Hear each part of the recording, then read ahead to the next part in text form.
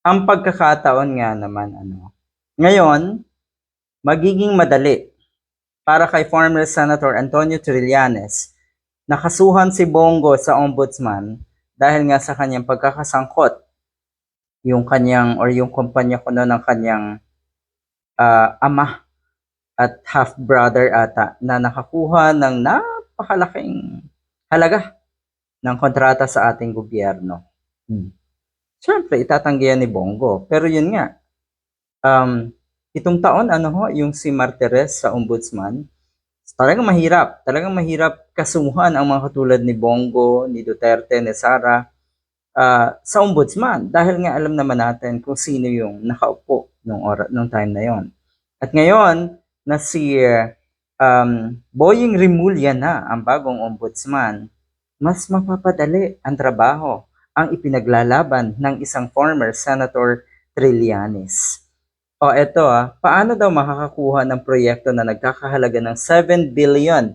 Hindi ito biro 7 billion ang tatay at kapatid ni Bongo na parehong nagmamayari ng construction firms kung hindi dahil sa impluwensya daw natong si Bongo nga at ni Digong.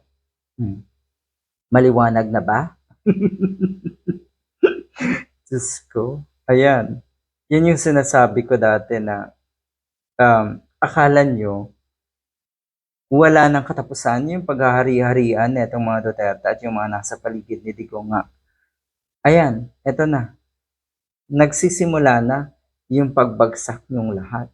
Dahil ang totoo niyan, ako'y naniniwala na tinatrabaho talaga kayo ng nasa Malacanang. Tinatrabaho talaga kayo ng ating gobyerno.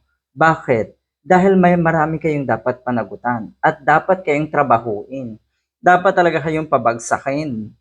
'Di ba? Para hindi na kayo makagawa pa ng kawalang hiyaan sa ating bansa. Yun yung sinasabi ko madalas na kung ito ay demolition job against the Dutertes at yung mga nasa paligid ni Digong, ay dapat lang na i-demolish itong mga litsugas na ito. Huwag mo kaming paglololokohin. Bongo, dahil syempre itinanggi yan ni Bongo. Yan po ang payag ni Senator Trillanes. Alam mo, yun nga, 7 billion, napakalaking halaga. Mahihirapan ka talaga kung wala kang connection. At yan naman ang nangyayari sa ating gobyerno. Connection dito, connection doon. Pero wag ka. Kung isa-isa tayong magsasalita kung ano yung nalalaman natin sa mga ganitong klaseng sistema, may katapusan naman lahat yan. Matagal, oo. Katulad ng ipinaglalaban ni former Senator Antonio Trillanes. Napakatagal na. Pero tignan nyo naman ang result. Tignan nyo naman ang mga nangyayari na ngayon. Nakakulong si Digong. Susunod si Bato at si Sara Duterte. At si Bongo, makakasuhan na. Good luck.